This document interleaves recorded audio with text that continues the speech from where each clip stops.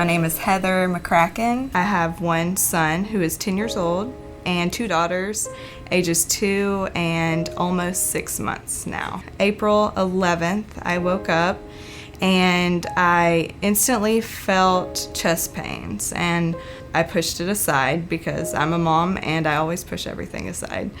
I start my morning, make a baby a bottle, and I started feeling lightheaded. I fainted and I fell on the bed, and I remember everything going black, and I just laid there thinking that I was dying. And so my husband got home with the kids, and my mom took me immediately to Baptist DeSoto.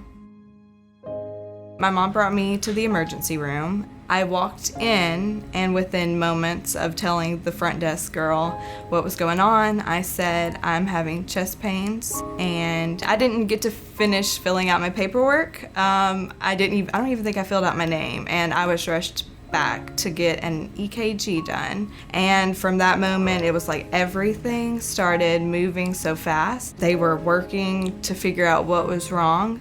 They did blood work immediately, and then they were going to send me back for a CT scan. And it was probably like 10 minutes later, I overhear a doctor in the hallway, and he's like, pulmonary embolism. And I was like, that must be me. Pulmonary embolism is a clot that lodges itself in the arteries that supply the lungs.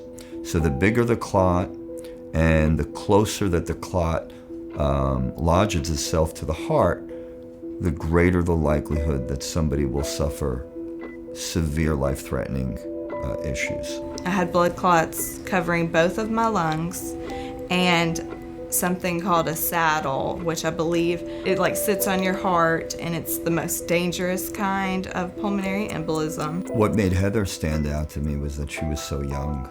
Most people with cardiovascular disease are older, and just to have somebody that young who's not much older than my daughters was, emotionally difficult. After he initially comes in and discusses what was wrong, he put me in a room, I think it was ICU step down, and within hours of being there, that's when I started declining. I saw that call light go off, so I was in there in just a few seconds. She was feeling short of breath, she was finding it hard to breathe, and her chest was hurting. So I immediately called the doctor.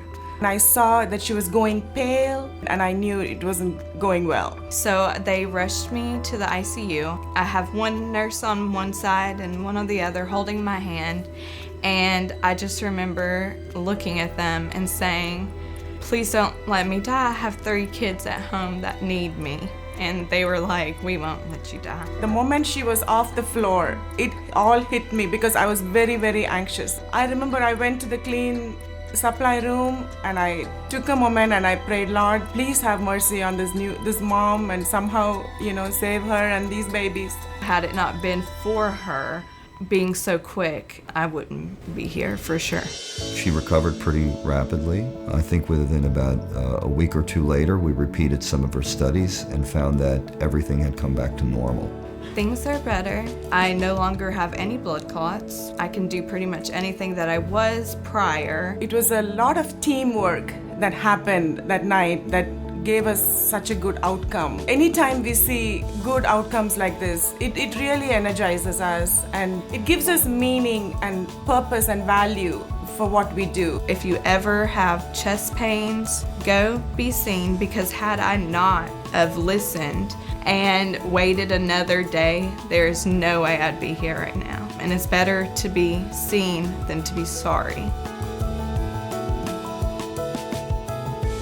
To Dr. Ari, Karen, all the nurses, I just truly thank them for saving my life.